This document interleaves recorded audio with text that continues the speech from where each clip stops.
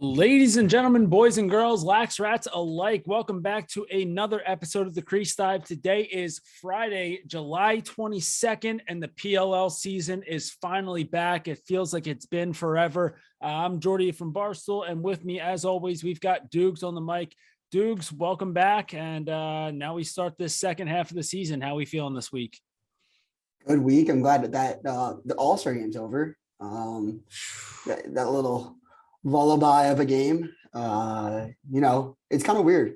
I hate this little 2 to 3 week break that happens during this year. You have so much momentum that gets kind of lost. So I kind of always say this every year. I get it because you kind of got to give the players a little bit of a break, let them get healthy. Maybe enjoy the summer a little bit. But yeah, I'm happy to be back talking lax on this great podcast, Top 100 podcast.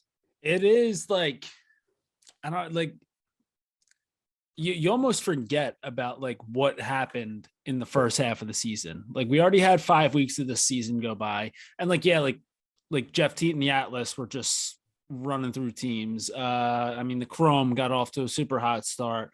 Obviously the Whip Snakes, they didn't look dominant, but they got the job done for the most part.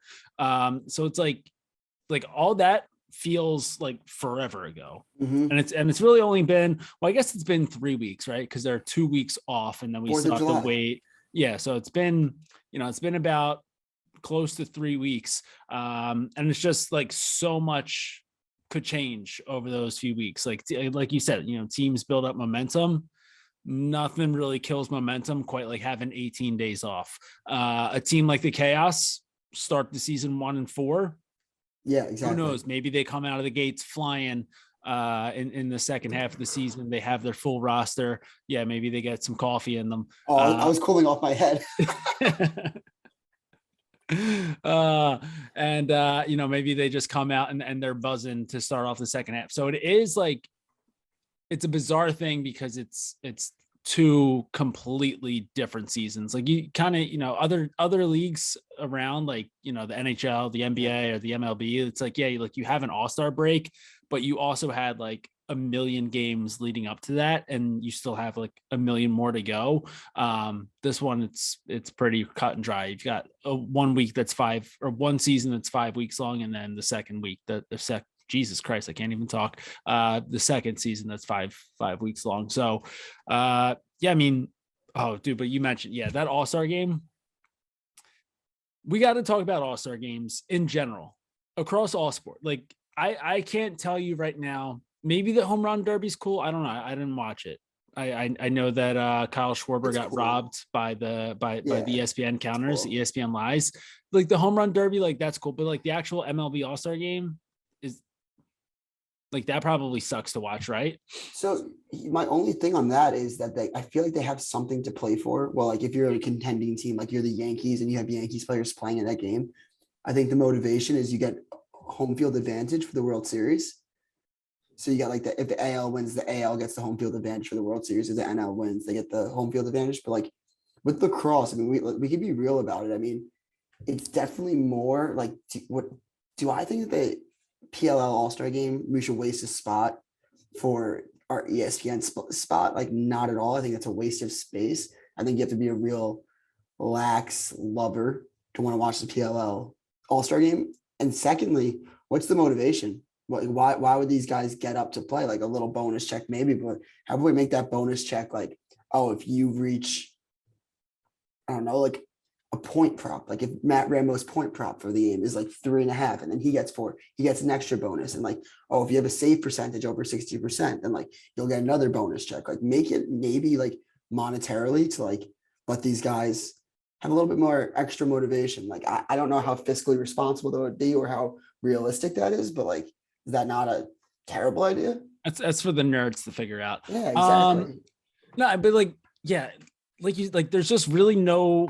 So you look back on why All-Star games started in the first place. It's you go back to the 70s or whatever, and it's the only time you got to watch your team in your city play. And obviously I'm not talking about lacrosse here. I'm talking about just sports in general. It's you would watch your team, and then you'd be able to see you'd go to the games where like a big star on an away team would come into town.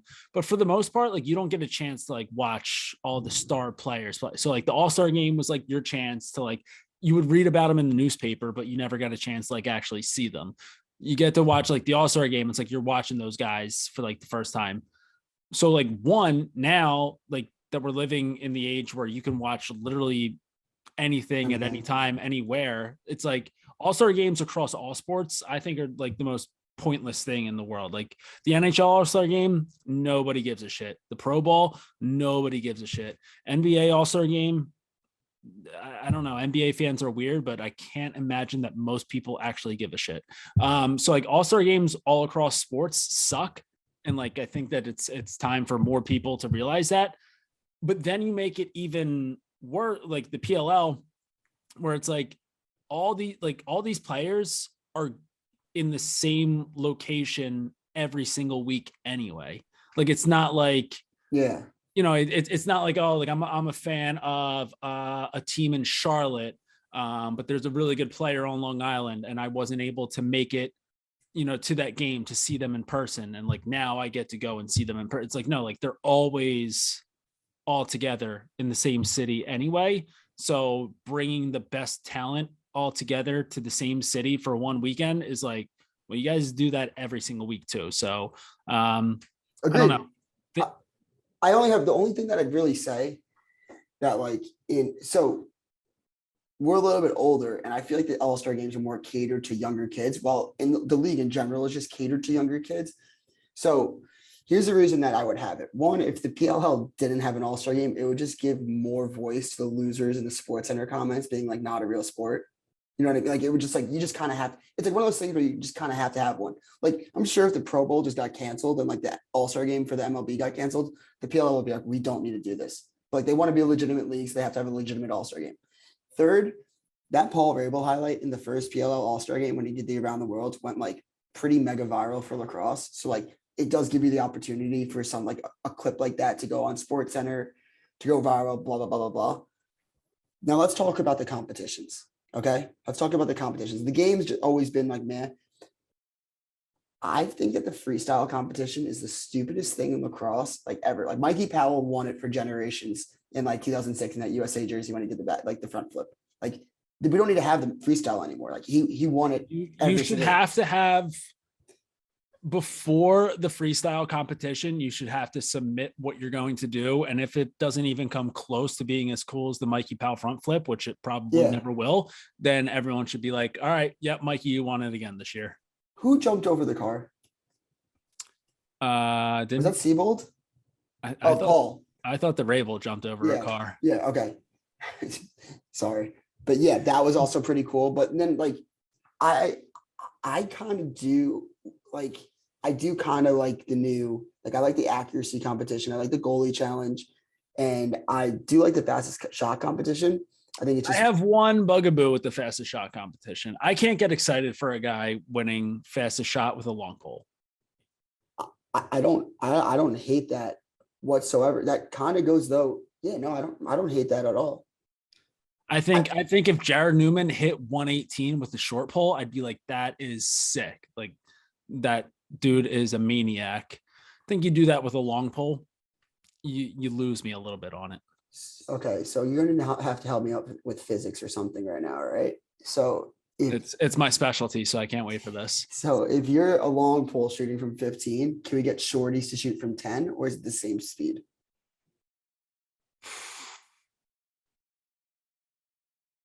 Joe Keegs, I know you're in the chat right now. I mean, I'd have to imagine. Okay, so yeah, it would probably be the same speed, right? Distance affects. Well, no, but like, I don't even know if it's like the distance that's traveled as the amount of like, I don't know if torque is the right word that I need to use, but like the amount of like leverage that you can get on the shot with the long pole. So it's not even like it's like traveling like the distance that it's traveling, like you're just able to put way more on it with, you crank that pole all the way back, you're going to be able to get a whole lot more on that than a short stick. I think that's where it loses me. Also, just for people to remember, Jake Vaccaro did win it last year. He had the like he shot like 117, 116 with a shorty. Did So he like win it last year, or yeah, was it? I no, thought that he shot, but I thought that he didn't have like the fat. I don't know because I didn't really watch, but what I remembered was like Jared Newman hit like 117 to get into the final, but then Jake Vaccaro won the final like without shooting faster than that. I could be wrong. So you're saying it was okay. So you're saying that it's COVID year doesn't count. It was a Mickey Mouse fastest shot. I could be wrong. I don't know. Maybe The like there's Mickey. yeah, I don't know. Maybe someone's listening like No, in their that does car. Maybe someone's ring a listening bell. in their car right now. And they're like, Jordy, just shut the fuck up. That's not how it went. But for some reason in I my mind, it was like he won the fastest shot contest without having like the actual fastest shot of the contest. I guess the two other points that I would make are why hasn't like a midfielder decided like, oh, I'll just use a pole for this competition? Well, because like you're not used to like shooting with like I feel like if I picked up a pole today, like it would just feel like so weird. So like you'd probably have to like train a couple days of like shooting with a pole to really get used to it. And I don't think that anyone's like, yeah, the fastest shot contest is worth that time. Yeah, but again, if there's a bonus that you get, yeah, and you don't even have to focus on accuracy, you know what I mean? That's the other thing is like you're just going for power. And third, my last point would be, does this mess up people's like shooting? Because people say that they go in the home run derby and it messes up like their swing right after All-Star break. So I wonder if we'll see some shooting slumps. Like I'd like to see like the Joe Keegs analytics, like this like prior to the fastest shot competition and then after. Like how often do they hit cage? That's a good one. Yeah. That's what I got. That's what I bring to the table. I mean, I feel like that was really just a kind of like a spin zone for baseball players who suck at the home run derby to like not have to do it, and like kind of like the same way like LeBron doesn't do the dunk contest ever. Like guys are like, no, I don't want to do the home run derby. Like it's going to mess up my swing for the rest of the season. And it's like, shut the fuck up. Like you weren't going to win anyway. Wait, I think it was Pete Alonso won like 2019. And he said like, oh no, it for sure messed up my swing. And he's been in every single home run derby after that. Yeah. He's just like, I don't care about the team. I just want loves the attention. Yeah. Yeah, I don't know. I mean, again, I'm probably a little bit more sour on this All-Star game than like any before, just because obviously like watching a 33-13 game isn't going to be fun. I do think it was hilarious that our good pals at PMT, they came up with the bonus ball idea for this All-Star game, where in the final 2 minutes of each quarter, every goal scored would be worth double the points. So a 1 point goal would be worth 2. And in theory, a 2 point, a 2 bomb would be worth 4 goals on the scoreboard. And it's like all they kept talking about on the broadcast every time we'd come even close to 2 minutes left. Not a single 4 point goal on the day. So like they were building up this magical, it was going to be the first 4 point goal ever scored in lacrosse history. It didn't happen. Never happened. I would love, what do you think about this for next year? Just a 3 point line. Yeah. Or like a 3 point, like give me like a 3 point like circle. Like there's like no, that's what I'm saying. Like, wait. Yeah. No. Yeah, like I think they have them in like I think like the Globetrotters have like a 4 point like circle. So it's like you have to like get to that area on the field. You could do one on a righty spot, one on a lefty spot. I thought they should probably, because like the NHL did something similar to this and it kind of revitalized the All-Star game for just a bit. But like what if the PLL went to 6s for the All-Star game? I've thought about that. Just to make it something like a little bit different than what we're used to seeing, instead of just seeing guys kind of jog around out there, throw some unnecessary behind the back passes to force the crease that no one catches. Like give us something that's different. Play 6s in the All-Star game. Because again, like once the NHL switched over to the 3v3 format, it was cool for like a couple years. Now they've done it for like a few years, and now like I don't know. I mean, I don't want to speak for everybody, but like I'm a little bit tired of it. But like for those first couple of years, it was like, oh yeah, like thank God, like we have something new here to look forward to. So maybe move to sixes next year. Who knows? But yeah, I don't know. Tough all-star game to watch at least. But now we Maybe have for the second. you, maybe What's that? maybe it was tough for you to watch, but for a guy like me, I thoroughly enjoyed watching that 33-13 beatdown. Yeah, You yeah. know, Every second everybody of does. Yeah, yeah. I mean, yeah. what's better than watching a 20-goal blowout in an All-Star game? Where else would you rather be? Shout out to me for beating the 2-time fastest shot competition guy. That is true. So I mean, right now, like you look around the league, and especially if you've got an all-star caliber goaltender like Kyle Bernlohr, who's just getting shelled in an all-star game, and then you have a guy like Dukes on the street who just shut down the 2-time fastest shot winner. Yeah, I think I don't know how much longer free agency is lasting in the PLL season before I feel like you probably have a couple more weeks before you have to get signed if you can still play in the playoffs. Keep that phone on. Maybe start answering some of those unknown numbers. Most of them are going to be scams, but you never know when it could be pseudo. Before we're PLL's heading to Fairfield this weekend. I will be heading to Fairfield this weekend. I don't know if I'm going to be doing the media access. I think me and my friend are just going to be enjoying some beverages in the stands. So maybe I'll start chirping some goalies, see if they'll get real estate, maybe throw a punch at me, maybe get suspended, maybe their coach's hands forced and they have to sign me. So there's a couple options we got. I will say that Andy Copeland will be hearing from me this weekend. Guy's been cowering for me all season. If there's one thing that we've learned throughout the history of the PLL, it's that chirping goalies definitely always ends well, and it never ends with someone getting their finger bitten off. Like maybe I say something like, "Hey, take yourself out, Blaze." Maybe just watch some film. Just really work on that Joker laugh. Yeah, maybe just come up with some really natural, good, original chirps to a goalie named Blaze Riordan. Well, I mean, speaking of you playing, so I think by the time that this episode is out, it'll already be over. But you and a bunch of the other Barstool guys will be heading over to the island. You guys will be on Long Island for shootout for soldiers. So this is we're recording this on Wednesday. You guys are playing tomorrow on Thursday, so it'll be over by the time everyone's listening. Not in cage though, surprisingly. You'll be playing out with, assuming, the pole. So I mean, how are the legs feeling for probably the biggest lacrosse game of this upcoming week/weekend? Yeah. My legs are great. I've been hitting the West Side Highway, getting these legs going for miles and miles. People are calling me Forrest Gump out there. Look, I'm excited. I hope that we can get like 15 people down there, because maybe we'll get a little bit gassed, but I'm going to have a shorty on me. I'll probably have like 3 goals, 2 assists. I just wonder how many goals I'll have with the shorty and how many goals I'll have with the pole. And if I get frisky and I score with both, maybe hop in goal real quick, try to go field to field.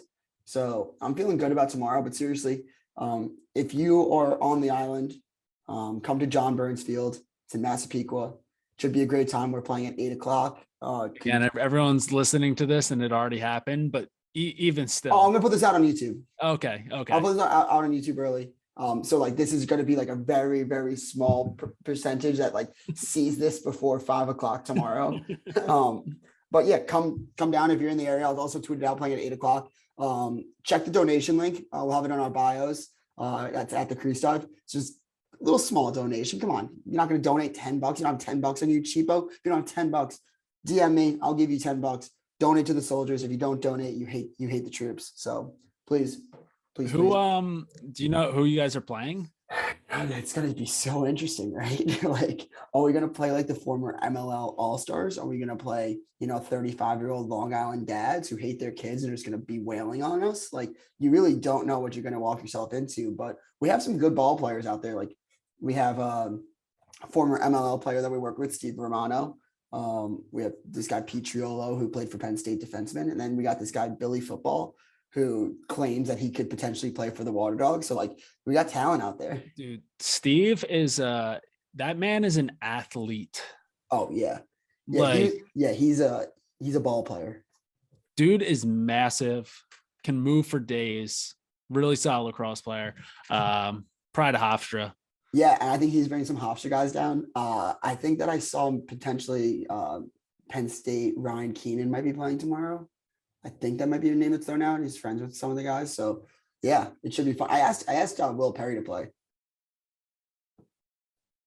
He's still probably hurting from that goalie challenge performance. Still probably trying to find all those balls that missed the cage. Yeah, he's literally still looking for them, but I guess he couldn't because of the player pool, but that would have been fun. Yeah.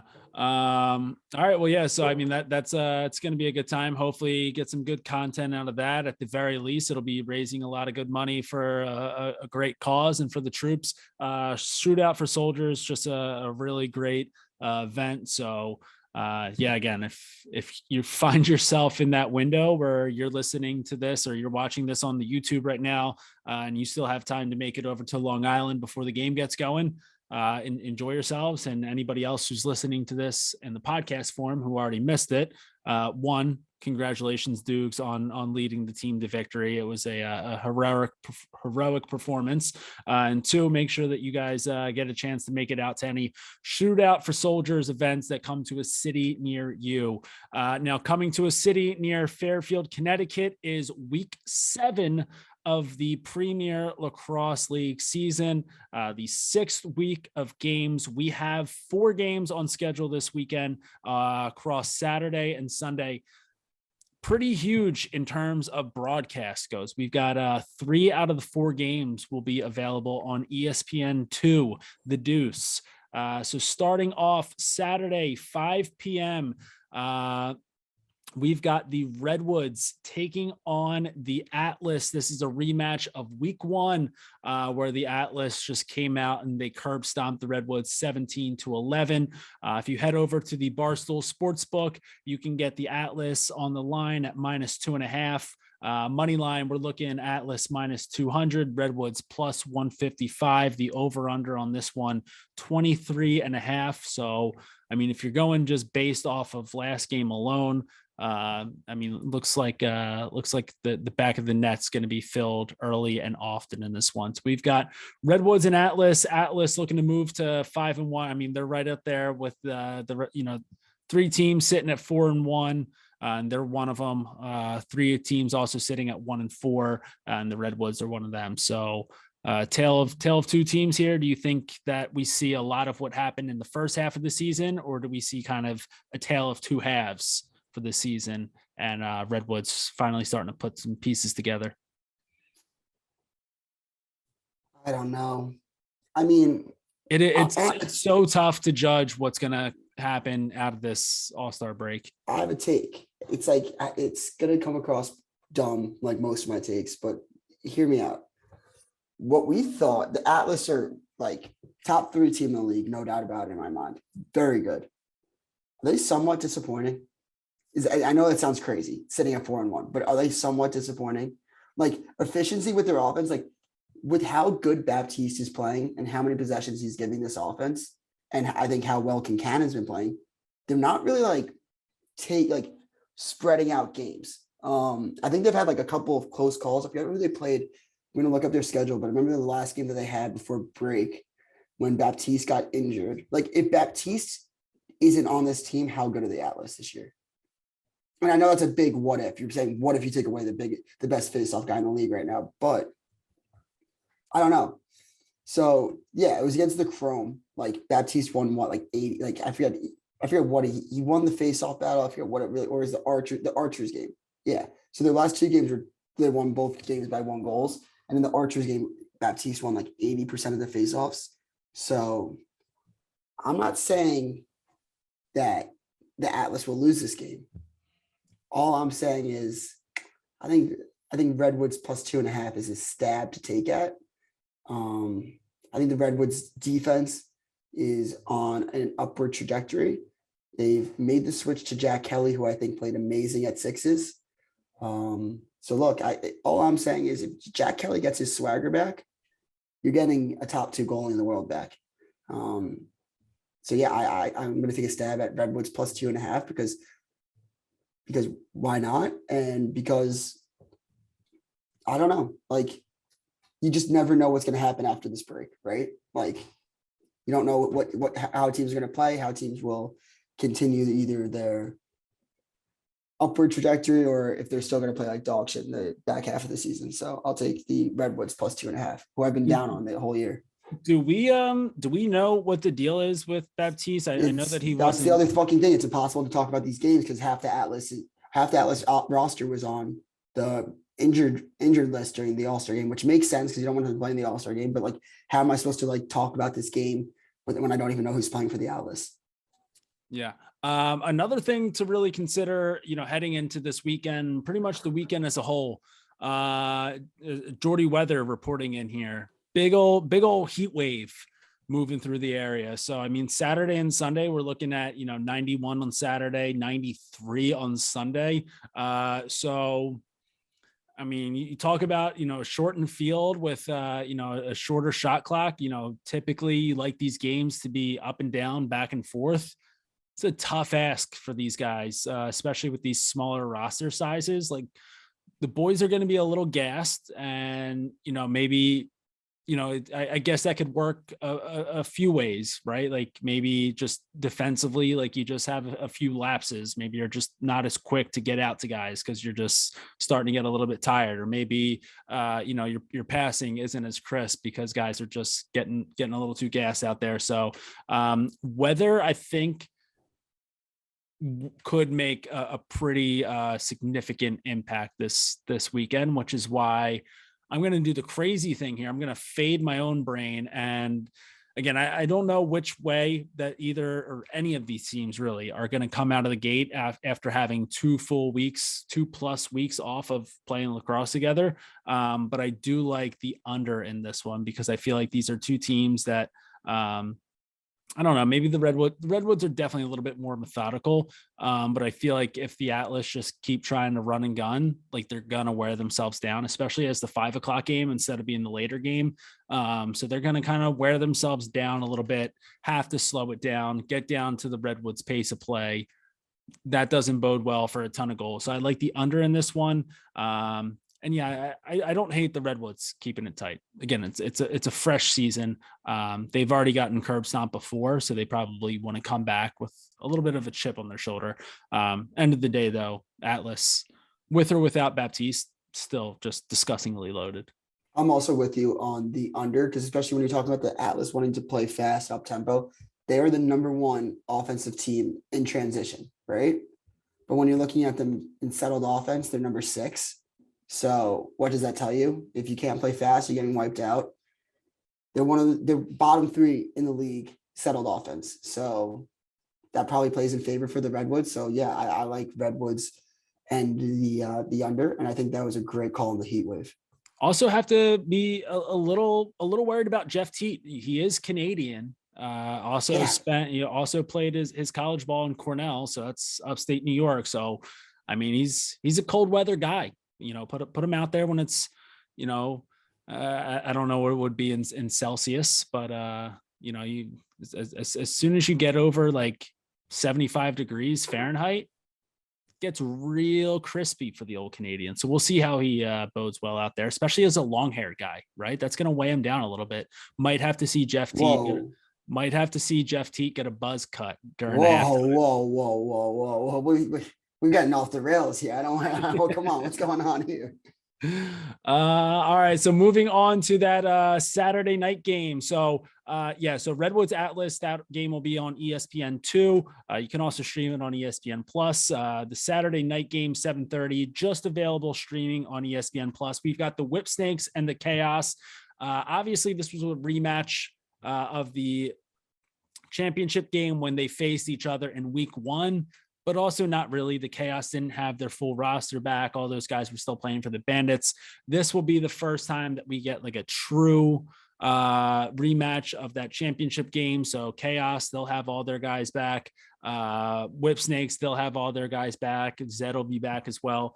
First time that these two teams played, Chaos got out to a pretty hot start, and then the Whip Snakes charged back, and they came away with that 9-8 win. If we're heading over to the Barstool Sportsbook, you can get Whip Snakes right now on the spread. They're -1.5 on the money line, -159.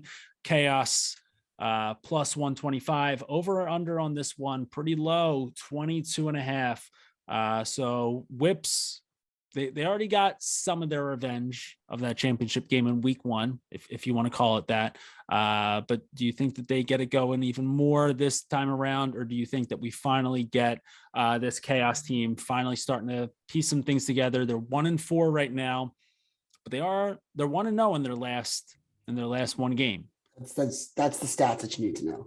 1-0 in the last one, and they'll be 1-0 after this weekend. They're going to start the second half of the season right, get a dub over the Whip Snakes. I'm taking +1.5 and the money line going under.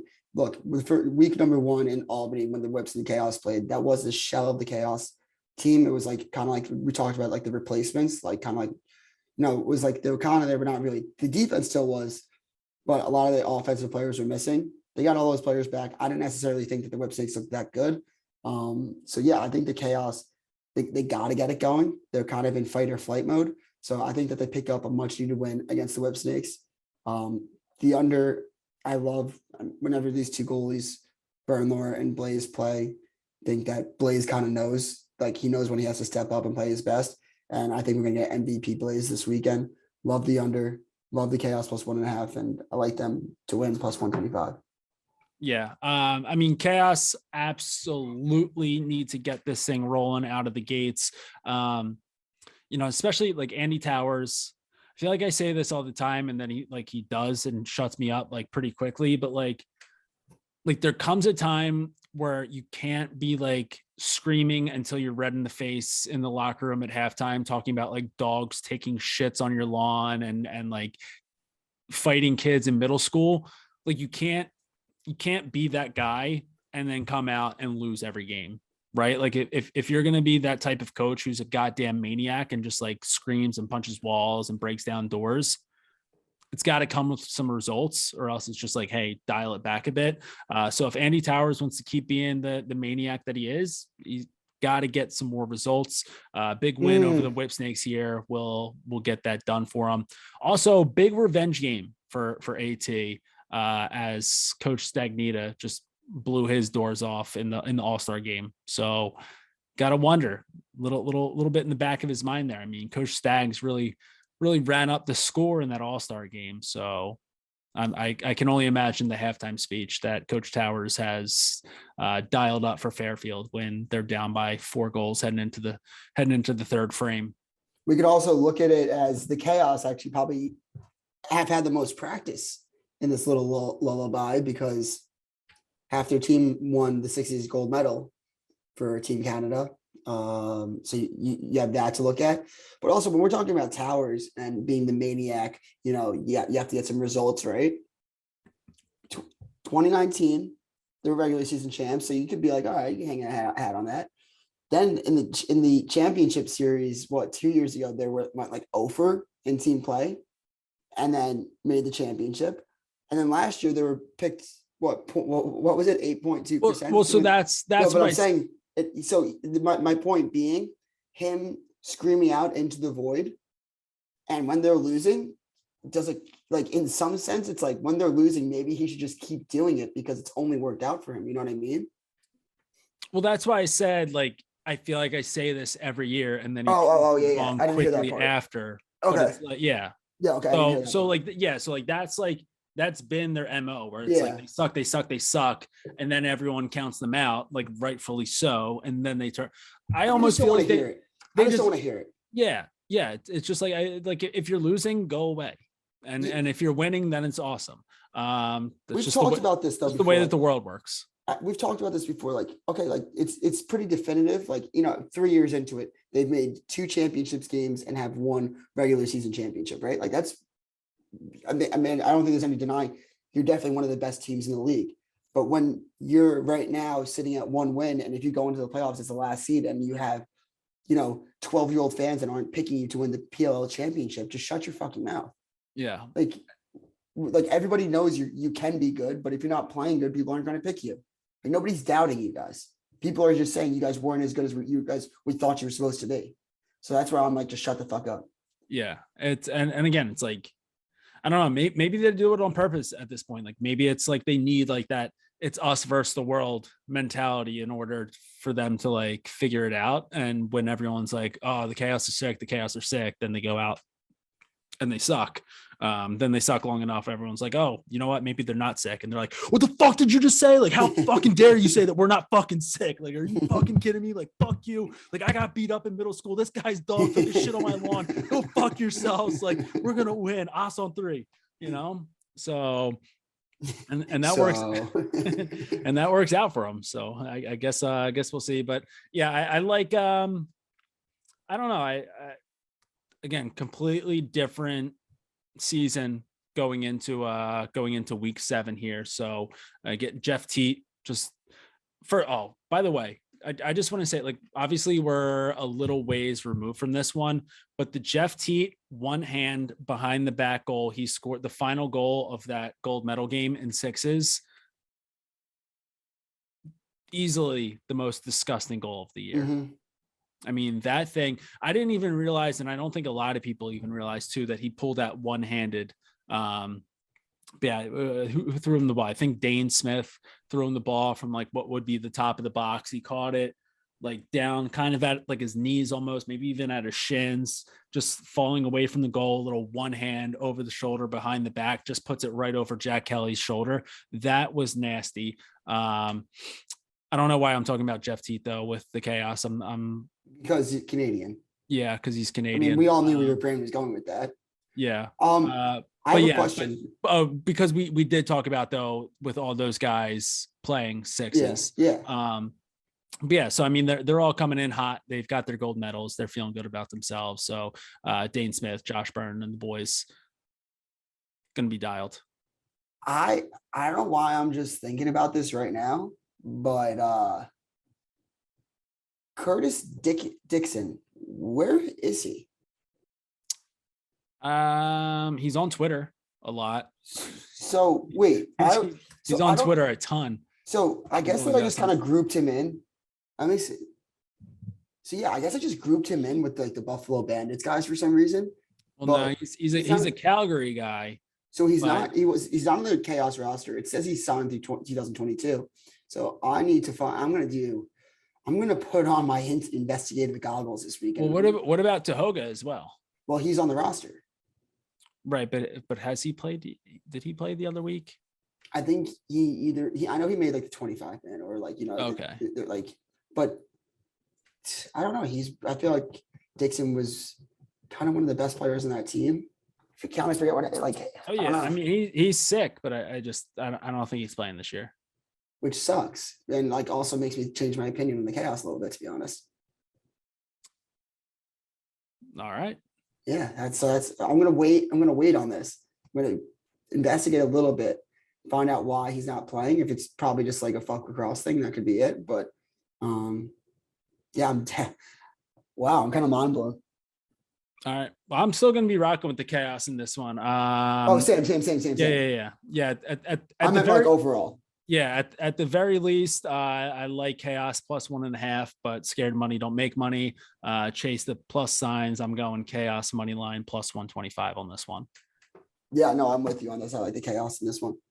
All right, that brings us into our Sunday games. Both of these games will be on ESPN2. Unfortunately, I think I'll either be in the Buffalo airport at the time that these get going, or maybe I'll be in the air on my way back to Philly from the Chicklets Cup. But Sunday at 2 p.m., we've got the Cannons and the Archers playing. These two teams, they met up in week 3, and the Archers just ran away with this one, 20-9. Speed bagged the Cannons, just bent them over their knee, gave them a good old-fashioned spank their bare butt, balls, and back. So Cannons coming into this one, definitely tail tucked between the legs. Cannons, another one of those teams that are sitting at 1-4 on the year. If you go over to the Barstool Sportsbook, we've got Archers on the spread -2.5. Money line, we've got Archers -210, Cannons +160. Over under on this one set at 24.5. Archers almost would have hit the over on that one on their own the last time that these two teams met.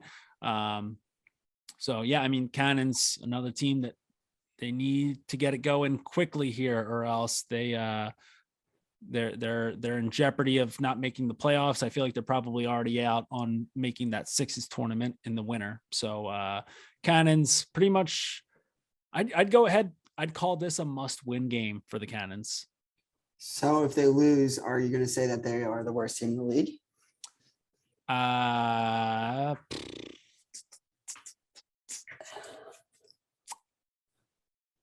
There's a chance this could be a hashtag Jordy was wrong game. Wow. A lot on the line here for me, and I also just don't see it happening for them. No, I mean, I said, look, just like you know how we talked about the PLL break makes you be like, oh, they're kind of losing the groove as teams. You're kind of losing like that kind of pizzazz, that like continuity. Same thing with the podcasting game. So you kind of forget the takes that we had a couple of weeks ago. But as a notorious Archers hater, like I've always been like, I think they're overrated and never think they're going to do anything in the playoffs. I'm actually very high on this Archers team. They kind of have a feeling about them this year where I think they'll make a deep, deep run. I think they're going to blow the doors off the Cannons again. That's the best way to run the take game is to just throw so many of them out there that all contradict each other, and then you're never wrong. Well, the face-off thing, like with Stephen Kelly, I was like, they're not going to win a playoff game with Stephen Kelly facing off for them. Like that's not an upgrade at all. And Nalcio hasn't really done anything for me to be like, oh yeah, like that's the answer.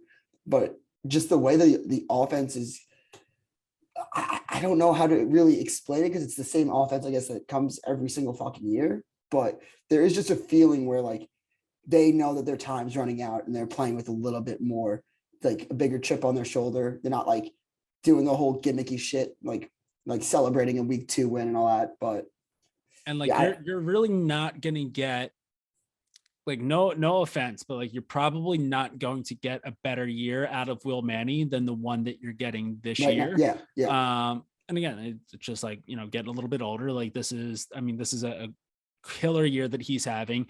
You've had 2 more weeks now for Grant Ament to get himself healthy. So I have to imagine that he makes an appearance here in the second half of the season. Matt Moore is coming. He's coming into his own. I mean, he was an all-star. Either him or Gray or Wisnauskas or Nick Turn. I see, like that's the thing. I don't even think it's close. I think it's like Matt Moore, no doubt about it. I know the numbers speak differently. I'd probably say Matt Moore, Nick Turn. That's like the numbers. You could talk yourself into any of the guys that you just named, but right. You're telling me like eye test. And somebody like Nick Turn plays X where the ball is always kind of in his stick, where Matt Moore is playing like off ball dodging, like he has done way more, I think, for the team, can play attack and play midfield. Like to me, he should have been the number 1 pick in the draft. Can't really say they're wrong. The Chrome going with Wisnauskas and then getting Nick Turn laid. But like, I think Matt Moore is without a doubt the best player in the draft and best player in that grade since like he was like 12. Yeah. No, I mean, I do think like if you're able to be like, and maybe he had like a little bit of experience with this at Virginia, like as soon as Schellenberger came onto the scene. But like if you're used to being the guy on pretty much every team you've ever played for, and now all of a sudden you're thrown into a mix where, like, I'm not saying he's a role player as like a slight on him, but it's just like there are so many sick players on this Archers offense where it's just like he has his role. He's going to be he's got one of the best shooting percentages in the league right now. So it's like make best of what opportunities you have. And like, that's just your role. And he's making the most out of that. And I feel like that's almost harder to do for a lot of these guys than going from being the guy on one team to then being like the guy on the, like finding like a whole new like game for yourself. Pretty impressive. So yeah, I mean, Matt Moore is definitely definitely doing that. I mean, it's like you're looking. So when you look at who leads the league in unassisted shooting, right? Matt Moore leads the league, 8 goals and 16 shots for 50%. Amazing. You're looking at unassisted shooting. Who leads the league? Oh, in assisted shooting. Sorry, Will Manny, 11 for 19, 58%. Like that's gonna be that's like the recipe for a good offense, I'd say. Yeah. Hard to disagree with that one. Yeah. No, I do. I really like this Archers team. Tell you what, I didn't love watching Adam Gettleman play out in World Sixes. It really bothers me when goalies play out. It's like just sit in the fucking net, get shot on, quiet down. Like, can I say something? I'd be the best Sixes player of all time. Yeah, like, you and every other goalie in the world. No. Jordy. There's not a single goalie who ever played the game who doesn't always say to themselves, "Oh, I'd be sick if I played out. I'd be the best if I did this." I would be. No, like seriously, if you look at my lacrosse history, like if somebody needed to be a backup goalie like Gittleman for Sixes, I could play goal. Like again, this is like we're talking like if there was like a Sixes high school team and I was in like my prime at 15 and there was a Sixes team, I'd be on the USA U18 Sixes team. I swear to God, the entire tryout would just be every goalie who says that they're nasty. Defense, midfield. I played short stick D midi, LSM, D defense. Like the only position I haven't played in lacrosse, and like I'm saying, like legitimately haven't played, like summer lacrosse in high school, I played these positions. I was watching Sixes and I was like, yeah, no, like Adam Gittleman, I'm better than him. There's no doubt in my mind. I just think, I don't know, if you're bringing a Team USA to a world championships of a sport, you probably shouldn't have a backup goalie out there playing, even if he does like, okay. But what about Blaze?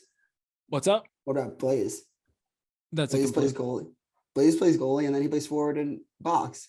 Yeah, but I think I totally like goalies. I get it. I get what like if you played goalie your whole life and like you've never played field, like it's just like it's like ridiculous to think you could step on the field and like play these positions. But like people think that goalies just like don't know how to hold sticks and like play offense, which is crazy to me. Like I think goalies have like very, very good stick skills. Yeah, but I don't know. I also think that goalies shoot. So I have this take. Goalies shoot way harder. It's a fact. Goalies definitely can. Like they shoot faster than attackman or midi. Like when you see, because they also don't really know like I said it with like Billy. Like when you get like a non-lacrosse player or like someone that doesn't really know how to shoot it, and the way that it comes off the stick is so fucking weird that like the first couple of shots will rattle you. Yeah, I'd say that on average, a goalie probably shoots like at an 110.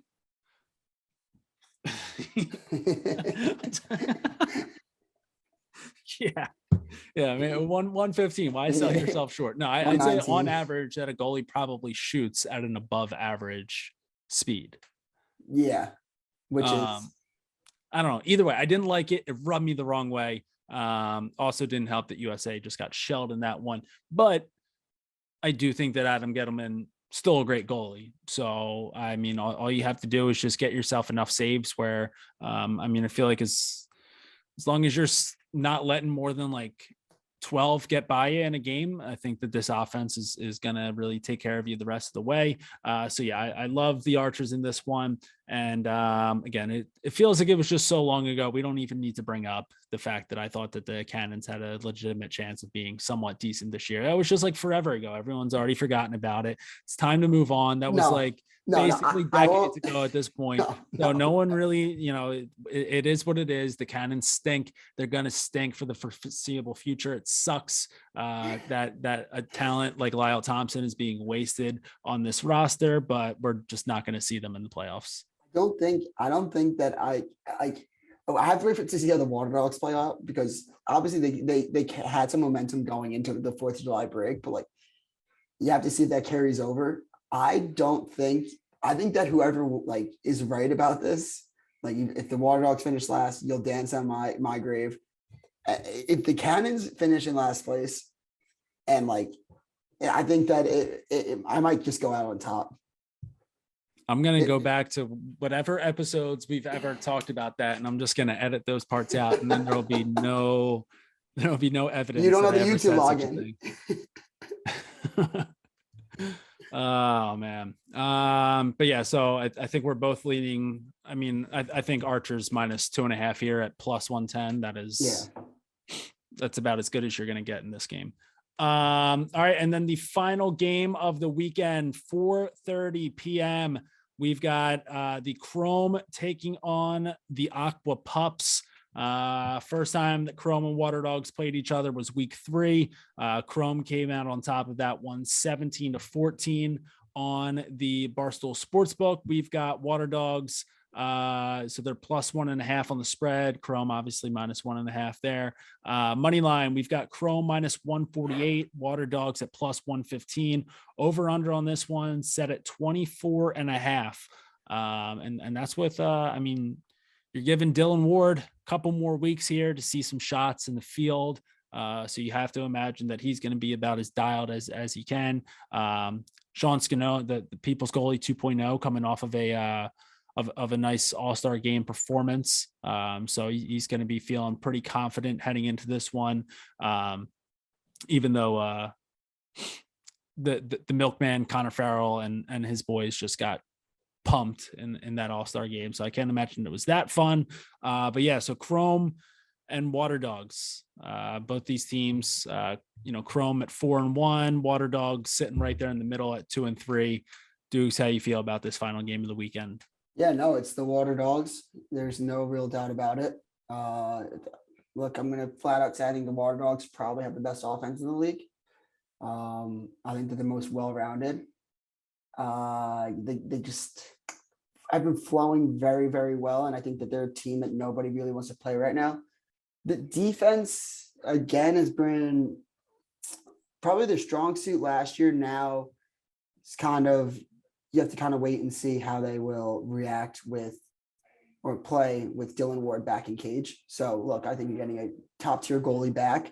And I think the Water Dogs are only going to get better and better. But again, obviously you don't know how this little break's going to affect them, but I'm willing to bet that it doesn't affect them too much. I like the Water Dogs, and I like, I just like the Water Dogs at +1.5 on the money line.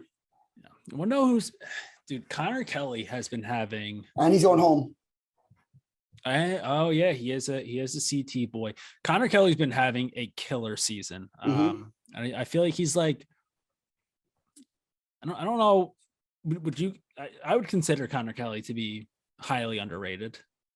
So, I think that when you look, wait, in what sense? As a midi? Because when I look at the ideal midfielder, I'm still looking at Zach Carrier. But when you're telling me who's the best shooting midfielder in the league, or someone that's like a midfielder playmaker, like Connor Kelly, because Connor Kelly can bring it to X.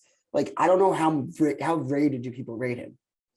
Yeah, that's another thing. I don't know. Like in my own brain, I underrate. Like that's in my brain, I underrate. Okay, Connor, I like Connor Kelly all the time, especially like because he's a former Terp #1, and it's like you look at all those guys, and he's sort of like a forgotten one almost. Okay. And again, this is all my brain. I don't know if this is like the general public consensus, but I don't know. Like he's just having one of those seasons where every single game I'm like, oh shit, yeah, like Connor Kelly is nasty at lacrosse. Like I can't believe I let myself forget about that. Did Jared Bernhardt wear 1 in 2019? So far back, that's what I'm saying, because it was Rambo, Connor Kelly, Jared Bernhardt, Logan Wisnauskas. So you're just looking at basically like, three Tewaaraton winners, and then like Connor Kelly got thrown in the middle there, which like he still was like very legit. Like if that phantom goal, like I don't know. Yeah, and it's also like no one could ever figure out like what position he played in college. Like he was always. Yeah, I think he's legit. Like I think just like I just think the Water Dogs are just legit. Even like Sowers, the curse is done. Like he clearly just like. And he's had a couple more weeks to get healthy. Exactly. Exactly. I will say the move that he pulled off in the freestyle, I know that we were dogging the freestyle competition. That one was pretty tight. Just putting the stick through the legs, through the air, like nothing crazy, but that was pretty smooth. I think that you give him enough time to get even more healthy. Yeah, I don't know, because I've been dogging the dogs all season long, but I do think that they can really have a strong second half of the season. And Chrome was a team where I was just never big on to begin with. And like this is pretty much like exactly what you were talking about, where it's like a team can really build up momentum in that first half of the season, but then you have these 2.5 weeks off, and that can just kill any shred of momentum you had. I'm not saying that that's going to happen to the Chrome. Like I still think that the Chrome are in a much better spot than I would have anticipated them being in the beginning of the year. But I also do I think that they're going to go 4-1 again in these last 5 weeks? Maybe not. Like maybe they go 2-3 here, and they're still going to be a playoff team. They're still going to have a chance to do something, but I just don't see them going wire to wire is basically what I'm saying. And I think that the Water Dogs can go on a nice little run here in the second half. So I do like the Water Dogs a lot in this game. So I'll go ahead and Water Dogs plus 115 on the money line. I also I know that we talked about Dylan Ward having some more chance at, a couple more weeks, probably getting some more shots. But I still love the over in this game. Yeah, the over under I didn't have a read on, but I love the Water Dogs. Cool. All right. So 4 games this weekend. Again, gonna be a hot one. So if you're gonna be out there in Connecticut, Dukes, I know that you will be mixing in a few adult beverages, a few soda pops. It's gonna be hot out there, so maybe mixing some waters. Maybe a what? I'm a water guy. I am too. I love Bud Light. I thought you were gonna try to catch me saying like water, like the. Oh no! I was gonna say a what? A what? I was like, yeah. I was gonna be like, I don't know what that is. It's quality joke on your end. Maybe mix in a few bio lights. Who knows? But yeah, get it going in Connecticut. Should be a really good turnout. Place loves lax. Dan Arestia should be in the building. Hopefully, as the dog's out. Also, like this field is ridiculously nice. Good like to know. I think this is for the TV viewer, this could be number one. I don't know how it's going to be set up, but it's a beautiful field, beautiful venue. I think it's going to be a mainstay for the circuit. Yeah, I think. Obviously, Homewood is pretty sweet. I could, as much as I hate it because it's Jerry. I think that next week in Dallas could probably look pretty cool at the start, Frisco, but that's pretty high praise coming from you about Rafferty Stadium. So definitely be on the lookout for that one. Anything else before we close up shop for the week? Obviously, you probably have to go start stretching for Shootout for Soldiers. It's a really tough one to say. Well, I'm going to go for probably like a 6-mile run today. Just get the legs a little bit loose. Something casual. Yeah, nothing to really brag about on a podcast or anything, but like 10K. But that's just like me. A lot of people aren't like me. There's nothing I love more than like getting like a quick 3 miles in and strictly referring to it as a 5K. Oh, the best, because it sounds so much more legit. Sounds so much better. Because if someone's like, that's just 3.1 miles, they're like, that's not that crazy. But then if you just say to someone that doesn't really know numbers, yeah, like they're like, oh, that's shit. You ran 7 miles today. That's crazy. just flip around the conversions a bit. Yeah. Oh, sorry. I just ran 2 5Ks.